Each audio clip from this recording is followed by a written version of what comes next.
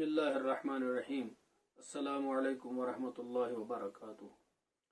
शहवानी जज्बात जो अल्लाह ताला ने इंसान के अंदर फितरतन वदीयत किए हैं, उनका मौजूद होना गलत चीज़ नहीं है। ये इंसान की बशरियत की तकमील का एक अहम हिस्सा है, जुज़ है। लेकिन शहवानी ख्वाहिशात का हद से बाहर गलत इस्तेमाल करना और वो हद जो शरीयत ने कायम की है उसको तोड़ना, उसको फलांगना और उसके बाद जिस्मानी और रूहानी और नफ्सियाती और दिमागी तबाहकारियों का शिकार होना एक फितरी चीज़ है और एक लाजमी नतीजा है। उसके हवाले से ये गुफ्तगू कई रोज़ से चल रही है। तो यहाँ पर हम पहुँचे कि वजूहात क्या होती हैं कि इंसान शहवानी ख्वाहिशात से मगलूब हो जाता है और फिर बहुत सारी गलत राहें वो इख्तियार करता है। और उसके इलाज में इससे पहले जो एक गुफ्तगू हुई उसमें यह अर्ज़ किया गया कि माहौल का सही होना बहुत ज़रूरी है। आप बुरे माहौल में रहेंगे तो बुराई के शिकार हो जाएंगे, और अगर आप बुराई में फंसने वाले माहौल को बदलेंगे नहीं तो तौबा का जज्बा पैदा होने के बावजूद, गिड़गिड़ाने के बावजूद, नदामत और शर्मिंदगी के बावजूद आपकी तौबा फिर टूट जाएगी और आप तौबा पर इस्तिकामत के साथ खड़े नहीं रह सकते हैं। उसके लिए अर्ज किया गया कि माहौल को बदलना ज़रूरी है, सालिहीन की सोहबत का इख्तियार करना ज़रूरी है, उलमा, सुलहा, नेक लोगों के साथ राबिते में रहना बहुत ही ज़रूरी है। आज एक बात यह अर्ज करना चाहता हूं कि देखिए, फितने की असल जड़ है नजर की आवारगी। जब नजर किसी हराम चीज पर पड़ती है और उसकी शक्लें अंदर आपके दिमाग में सेव हो जाती हैं, फिर जब आप तन्हाई में मगलूब हो जाते हैं तो वो नजर की सारी पिक्चर्स जो ली होती हैं वही आपकी चलती हैं और वो प्ले हो जाती हैं, और वो सारी चीजें देख देख कर, सोच सोच कर आदमी ख्यालों में, सोचों में और तन्हाइयों में गुनाह का शिकार हो जाता है। तो नजर एक ऐसा घोड़ा है जिसको आपने शराब पिलाकर छोड़ दिया, अब ये रुकने वाला नहीं है। देखिए, सांप को बिल में घुसने से पहले आप रोक सकते हैं, आप खींच सकते हैं, आप सर और दुम पकड़कर फेंक सकते हैं। द मोमेंट सांप अपने बिल में घुस गया, अंदर चला गया, अब आप खींच लीजिए, नहीं निकल सकेगा क्योंकि वो घुस चुका है। इसलिए नजर जब सारी चीजें करती है ना, कवर, सारी चीजें वो नजर लेती है और बुराइयां देखती है। और आजकल आप देखते हैं, अल्लाह ताला रहम फरमाए, लिबास कैसा लोग पहनते हैं, शर्म आती है। और फिर जब वो वही लिबास पहनकर लोग घरों में चले जाते होंगे, घरों के जो बड़े हैं वो इस पर जमीर मुर्दा हो चुका है, आहिस्ता आहिस्ता फिर मर चुका होता है ज़मीर। तो इस चीज को जब देखते हैं, लिबास को, चाल ढाल को, चलने बैठने को, उसमें भी आदमी लज्जत अंदोजी हासिल करता है। जो जब नजर आवारा हो जाती है, बिल्कुल कुरान मजीद में अल्लाह ताला ने गज़े बसर का हुक्म क्यों दिया है और दोनों सिन्फों को गज़े बसर का हुक्म दिया गया है। तो जब नजर आवारा हो जाती है, यहां से खतरे की घंटी बजना शुरू हो जाता है। इस वक्त आदमी सिर्फ नजर का गुनाह करता है और अंदर जज्बात और ख्वाहिशात और नाकाम तमन्नाओं की एक पूरी जो है अंदर उसकी एक दुनिया वो बस जाती है। और फिर अब उसी को वेंट देने के लिए उन्हीं नाकाम जज्बात को जो शऊर में या तहत शऊर में बस जाते हैं, उनको कभी ख्वाबों में, कभी ख्यालों में बरोए कार लाकर आदमी गुनाह करता है। आगे नहीं जाना चाहता हूं, बस ये समझ लीजिए बात। तो इसलिए सबसे पहली चीज अपनी नजर को कंट्रोल करें, नजर को काबू में रखें और बुरी नजर पर इस चीज को सोचें कि अल्लाह ताला की तरफ से अचानक पड़ी नजर तो माफ है, उसके बाद कसदन जो नजर डाली जाए गुनाह के इरादे से, इस पर लानत कही गई है। अल्लाह की रहमत से दूरी का जबरदस्त जो है अंदेशा वो इससे है। तो बुरी नजर से अपने आप को बचाए आदमी, ये बात बहुत जरूरी है, बहुत अहम है।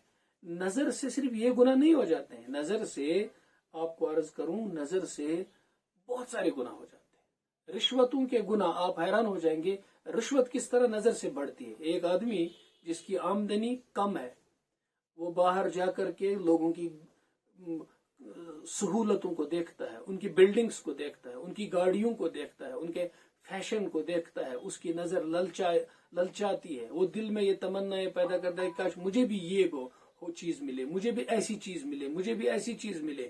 تو اس کو حاصل کرنے کے لیے پھر وہ بہت سارے ہاتھ پیر مارتا ہے. وہ نظر نے کام کر دیا. نظر سے تقریباً دنیا کے سارے گناہ پیدا ہو جاتے ہیں. یہ سب نظر سے ہوتا ہے.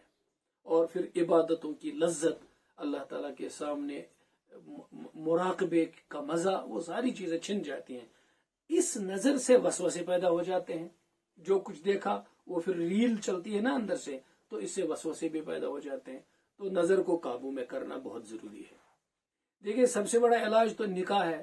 اس پر میں بات لاسٹ میں کروں گا گفتگو. نظر کے بعد میں آپ سے ایک اور بات عرض کروں گا. اللہ تعالیٰ نے انسان کے سینے میں 2 دل نہیں بنائے ہیں، 2 دماغ نہیں بنے ہیں. جب آپ کا دماغ کسی ایک چیز کی طرف مشغول رہے گا تو وہ دوسری طرف مشغول نہیں رہے گا. آپ پڑھائی کر رہے ہیں، پڑھائی کے دوران بھی سوچ کچھ اور رہے ہیں، تو اب پڑھائی نہیں ہو سکتی، وقت ضائع ہوگا اور کچھ نہیں ہوگا. اس طرح سے جو وہ کہا گیا ہے نا کسی نے کہ play while you play, work while you work, یہ سوچ کا بھی معاملہ ہے. ایک چیز کی طرف سوچ کو مرکوز رکھیے اور پھر وہاں انڈر کرنٹ میں دوسری چیزیں نہ گھمائیں. اس کے پیچھے بھی اصل میں نظر ہی ہوتی ہے. جب آدمی اپنی نظر کو بچاتا ہے تو دنیا کے سارے فتنوں سے محفوظ رہتا ہے. اب نظر کا بچنا، کیسے بچے نظر، اس کے لیے ایک کامیاب نسخہ یہ ہے کہ اپنی موت کو آدمی یاد کرے، اللہ تعالیٰ کے سامنے جواب دہی کا احساس اپنے دل کے اندر بسائے. مجھے اللہ کے سامنے کھڑا ہونا ہے، ایک ایک نظر کا حساب مجھے اللہ تعالیٰ کے سامنے دینا ہے. موت آنے والی ہے، زندگی کا کوئی بھروسہ نہیں ہے. میں نظر بچاؤں گا تو سرخرو اور کامیاب ہو جاؤں گا، اور نظر میری میلی ہو جائے گی، میری عبادتوں کا لذت ختم ہو جائے گا، اللہ تعالیٰ کے دربار میں قبولیت ختم ہو جائے گی، چہرے کی رونق ختم ہو جائے گی. وہ ہے نا، کسی شاعر نے کہا کہ ہوتا ہے راز عشق و محبت انہی سے فاش، آنکھیں زبان نہیں ہیں مگر بے زبان نہیں. ساری داستان آنکھ بتاتی ہے، دیکھنے والے کی نظر ہو تو آنکھ سب کچھ بتاتی ہے. تو یہ آیا ہے کتابوں میں کہ ایک شخص ایک دفعہ گھر سے نکلا اور حضرت عثمان غنی رضی اللہ تعالی عنہ کے ساتھ ملاقات کی غرض لیے نکلا. تو راستے میں اسے کسی عورت پر، خوبصورت عورت پر نظر پڑی اور اس کا دل میلا ہوا. دل کا میلا ہونا نظر کے میلے ہونے سے ہی ہوتا ہے. ٹھیک ہے، بات آئی گئی اور نکل آیا. جب حضرت عثمان رضی اللہ تعالی عنہ کی خدمت میں پہنچا تو آپ رضی اللہ تعالی عنہ کی نظر اس کے چہرے پر پڑی تو فرمایا ما بال اقوام یترشع الزنا من عیونہم، کیا حال ہے ان لوگوں کا جن کی آنکھوں سے بدکاری ٹپکتی ہے. تو اس کو چیخ نکل گئی، کیا ابھی جبریل علیہ السلام آتے ہیں؟ آپ کو کیسے پتہ چلا ہے؟ یہ یعنی وہ یہ کہہ رہا تھا بزبان حال. تو کسی آدمی نے اس سے کہا کہ اتقوا فراست المومن فإنه ينظر بنور اللہ، مومن کی فراست سے ڈرو، وہ اللہ کی نور سے دیکھتا ہے. تو اسے آپ یہاں پھر کشف کہیے، کچھ کہیے، یہ بھی دکھائی دیتا ہے. اس کا مطلب یہ ہے کہ بد نظری کرنے والے کے چہرے پر اس کے اثرات پڑتے ہیں، اس کی آنکھوں میں اس کے اثرات ہوتے ہیں. جو دیکھ سکتے ہیں وہ دیکھ سکتے ہیں، اور جنہیں دن کی روشنی میں بھی چیزیں نظر نہیں آتی ہیں ان کو یہ چیز کہاں نظر آئے گی. نظر کا بچانا بہت ضروری ہے. اور اب اس کے ساتھ عبادتوں کو آدمی لازم پکڑے. 5 وقتہ نماز، روزانہ کی تلاوت، ذکر اذکار، چند منٹ اللہ تعالیٰ کے سامنے بیٹھ کر مراقبہ کرنا، سوچنا، اپنے گناہوں کے بارے میں سوچ کر اللہ سے معافی مانگنا، دل سے باتیں کرنا اللہ تعالیٰ کے ساتھ. میں اس بات کو زیادہ سمجھا نہیں پاؤں گا کیونکہ اس معاملے میں میں خود تہی دامن ہوں. اشارے دیتا ہوں، وہ کسی اللہ تعالیٰ کے نیک بندے کے ہاتھ میں ہاتھ دینے سے یہ چیزیں سمجھ میں آتی ہیں. ہم بس مطالعہ کرتے ہیں، بتاتے ہیں. جب آپ کسی اللہ تعالیٰ کے نیک بندے کی صحبت میں بیٹھنا شروع کریں گے، وہاں بیٹھتے رہیں گے، تو آپ کے اندر یہ چیز پیدا ہو جائے گی. میں نے کسی کتاب میں پڑھا ہے، یہاں ہمارے ملک ہندوستان میں ایک اہل اللہ کی مجلس لگا کرتی تھی. لوگ بیٹھتے تھے، اپنی اصلاح کے لیے آیا کرتے تھے. وہاں ایک سیاہ کتا بھی آیا جایا کرتا تھا، جو دور بیٹھ کر کے، جیسے اصحاب کہف کا کتا پیچھے چلا نیک لوگوں کے، یہ ایک کتا ہر مجلس میں آتا تھا، بیٹھتا تھا. اور یہ جو اللہ تعالیٰ کے بندے تھے خاص، یہ اس کو نوٹس کرتے تھے. لیکن اس کتے کا مسئلہ یہ تھا کہ کتا ہے اور اس کی فطرت ہے، اور کبھی انسان بھی بہت زیادہ نیچے گرتا ہے. جب اسفل السافلین ہو گیا تو کتے سے بھی نیچے چلا جاتا ہے. اللہ تعالیٰ رحم فرمائے. تو یہ اس مجلس سے نکلتا تھا، اور باہر نکل کر جیسے کتے ایک دوسرے کے پیچھے لگتے ہیں تو یہ بھی پیچھے لگتا تھا. نیچر ہے، فطرت ہے، ایسا ہی ہوتا رہتا تھا. اور مجلس میں بھی آتا تھا، اور پھر اپنا نیچر جو کتے کا ہے پیچھے لگنا، وہ بھی اس کا ہوتا تھا. ایک دفعہ یہ کتا مجلس میں آیا تو ان حضرت کی زبان پہ یہ لفظ آیا کہ کچھ مخلوق اس مجلس میں آتی ہے اور کوئی اثر لے کے نہیں جاتی ہے، اور پھر وہی گندی چیزیں جو ان کی فطرت میں ہیں اسی میں وہ مبتلا ہو جاتی ہیں. میں نے واقعہ پڑھا ہے، مجھے واقعہ کس کا ہے، کس کتاب میں ہے، بس واقعہ سن لیجیے. تو اس کتے کا نام ہی اس پورے مجلس کے لوگوں نے کلوا رکھا تھا، کیونکہ وہ کالا تھا. وہ کہتے ہیں کہ کئی دن تک وہ کتا نہیں آیا، اور اس کے بعد 2-3 دن کے بعد ان حضرت نے کہا کہ ایک کتا یہاں آیا کرتا تھا. تو کسی آدمی نے کہا اس نے کہیں جا کر کے کسی پائپ کے اندر اپنا سر گھسا کر خودکشی کر لی ہے. یعنی اس پر یہ ایسا، میں نے کئی جانوروں کے واقعات پڑھے ہیں، جن جانوروں کے بارے میں یہ واقعات کتابوں میں لکھے ہیں کہ کوئی ایسا عمل انہوں نے کیا جس کے بعد انہوں نے اپنے آپ کو مارا، خودکشی کی. جو عمل ان کی نفسیات پر بعد میں احساس بن کر، اور بہت زیادہ اس کو ان کا وہ احساس جاگا. علامہ ابن کثیر رحمہ اللہ نے ایک واقعہ لکھا ہے. علامہ ابن کثیر ناقد حدیث ہیں. انہوں نے یہ واقعہ لکھا ہے کہ ایک نوجوان تھا، اور وہ حضرت عمر رضی اللہ تعالی عنہ کے پیچھے نماز پڑھا کرتا تھا. عشاء کے بعد نکلتا تھا، اور پھر دور جا کر اس کے والد کا ایک جگہ گھر ہوتا تھا، وہاں والد کی خدمت کرتا تھا، پیر دباتا تھا، سر دباتا تھا، اس کے بعد جا کر کے سو جاتا تھا. راستے میں ایک دوشیزہ کا گھر تھا، اور وہ اسے دیکھا کرتی تھی، اس کی آنکھیں بھی للچاتی تھیں. تو اس نے ایک دفعہ یہ فیصلہ کر دیا کہ اس کو میں گناہ کی دعوت دوں. تو وہ نکل گیا. نماز کے بعد جب نکلا تو راستے میں اس کو اس عورت نے گناہ کی دعوت دی، اور اس کا دل مائل ہو گیا. چند قدم چل کر جب وہ اس کے کمرے کے اندر داخل ہوا چاہتا تھا، تو اس کو یہ احساس ہو گیا، اللہ کا خوف ہوا، اس کو ڈر ہوا اللہ کا. تو وہ نکل آیا، وہاں سے بھاگ گیا، گھر گیا، اور اس کے بعد آدھی رات کے بعد اس کا انتقال ہوا. حضرت عمر رضی اللہ عنہ نے کئی دن کے بعد استفسار کیا کہ وہ نوجوان یہاں آیا جایا کرتا تھا، اس کو کئی دن سے نہیں دیکھا. تو عرض کیا گیا کہ حضرت اس کا انتقال ہو چکا ہے.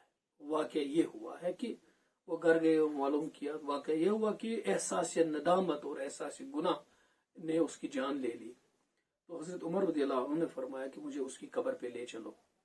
تو آپ رضی اللہ تعالیٰ عنہ اس کی قبر پہ چلے گئے. معلوم تھا کہ یہ آدمی اللہ کے خوف سے دنیا سے چل بسا. اس کو احساس ہوا کہ میں نے غلطی کی ہے. تو ایک سطح یہ بھی ہے انسانوں کی، احساس ہونے کے بعد آدمی توبہ کرے تو پھر اللہ تعالیٰ معاف کرتا ہے. اور کبھی کسی کا احساس اتنا زیادہ گہرا ہو جاتا ہے کہ اس کو اللہ تعالیٰ کے سامنے کھڑے ہونے کا خوف ہوتا ہے. وَلِمَنْ خَافَ مَقَامَ رَبِّهِ جَنَّتَانِ، خود قرآن ہے. جو ڈرا اللہ تعالیٰ کے سامنے کھڑا ہونے سے، اس کو جو 2 جنتیں ملیں گی. تو لکھتے ہیں علامہ ابن کثیر رحمہ اللہ کہ حضرت عمر رضی اللہ عنہ اس کی قبر پہ کھڑے ہوئے. فصاح عمر، تو چیخ ماری حضرت عمر نے، آواز کے ساتھ پکارا حضرت عمر نے رضی اللہ عنہ، یا فتح، او نوجوان، یا فلان ابن فلاں، او فلاں کے بیٹے فلاں، نام لے کر اس کو بتایا، وَلِمَنْ خَافَ مَقَامَ رَبِّهِ جَنَّتَانِ، سنو جو اللہ کے سامنے ڈرا کھڑا ہونے سے، اس کے سامنے جواب دی سے اس کا خوف اس پر طاری ہوا، اس کو 2 جنتیں اللہ دے گا، یہ آپ نے فرمایا۔ اب آگے کہتے ہیں فَأَجَابَ الْفَتَى مِنْ دَاخِلِ الْقَبْرِ، اس نوجوان نے قبر کے اندر سے آواز دی، جواب دیا، حضرت نے سنا، یا امیر المؤمنین قد آتانی ہما ربی مرتین، اللہ تعالیٰ نے وہ 2 جنتیں مجھے عطا کر لی۔ یہ چیز آدمی اس چیز کو سوچے، اس چیز کا استحضار کرے، دنیا رہنے والی نہیں، جوانی رہنے والی نہیں، اور حالات ایسے رہنے والے نہیں جو آج کماؤ گے کل کو کام آ جائے گا۔ کل جب اسی دنیا میں بستر مرگ پر اور بیماری کے بستر پر جب آدمی پڑا رہے گا، یہ ساری نوجوانی کی رانائیاں جب ختم ہو جائیں گی، پھر جب تنہائی میں بیٹھا کرے گا، تو جب آنکھ بچائی ہوگی اور تقوی اختیار کیا ہوگا تو کتنا مزہ لے لے کر وہ آدمی اپنی اس جوانی کو یاد کرتا ہوگا، اور جب برائیاں کی ہوں گی اور جب یہ افسوسناک ان چیزوں میں ملوث ہوا ہوگا تو کتنی حسرت اور سوانی روح بنے گی وہ چیزیں اس بڑھاپے کی عمر میں، جب طاقت نہیں ہوگی گناہ کی۔ اللہ تعالیٰ پناہ میں رکھے، گناہ جب سرایت کرتا ہے، سیکنڈ نیچر بنتا ہے، بڑھاپے میں آدمی کو طاقت نہیں رہتی گناہ کی، لیکن خواہشات مرتی نہیں، حرص مرتی نہیں۔ کتابوں میں لکھا ہے، اللہ کی کتابوں میں لکھا ہے، صوفیاء نے لکھا ہے کہ بڑھاپے میں اگر آدمی کے جوانی میں گناہ نہیں چھوٹے گا تو بڑھاپے میں گناہ کی طاقت نہیں رہے گی، لیکن حرص موجود رہے گی، اس لیے وہ بھی بالکل انہی گناہوں میں مبتلا ہو جائے گا، عملاً کچھ کر نہیں پائے گا، حرص اور وہ اندر کی ناپاکی دل میں موجود رہے گی، کیونکہ بہت دیر تک گناہ کا عادی بننے سے وہ گناہ آپ کا فطرت ثانیہ بن جاتی ہے، سیکنڈ نیچر بنتا ہے، پھر اس گناہ کا چھوٹنا بہت مشکل ہو جاتا ہے، اس لیے وقت پر اس کا کنٹرول کیا جائے، پھر اللہ کے سوا کوئی اس سے نہیں۔ میں نے ایک دفعہ اللہ تعالیٰ کے ایک بہت بڑے بندے، بہت عابد تھے، بہت زاہد تھے، عالم تھے، ان کا انتقال ہوا، اللہ مغفرت فرمائے، ان سے عرض کیا ایک دفعہ کہ حضرت جب کوئی گناہ انسان کی فطرت میں رچ بس جاتا ہے، وہ آدمی جانتا بھی ہے کہ میں اس بیماری کا شکار ہوں اور وہ علاج بھی جانتا ہے، لیکن کچھ نہیں کر پاتا، کچھ بن ہی نہیں پاتا اس کو، تو وہ کیا کرے گا؟ آپ نے فرمایا اس کا علاج صرف اللہ کر سکتا ہے۔ پھر بعد میں آپ نے یہ تفصیل فرمائی کہ وہ آدمی اپنے کو اللہ تعالیٰ کے سامنے ڈال دے، بس اللہ سے ہی گڑ گڑا کر کے کہ اللہ میرا علاج کرو، مجھے اس چیز سے نکالو۔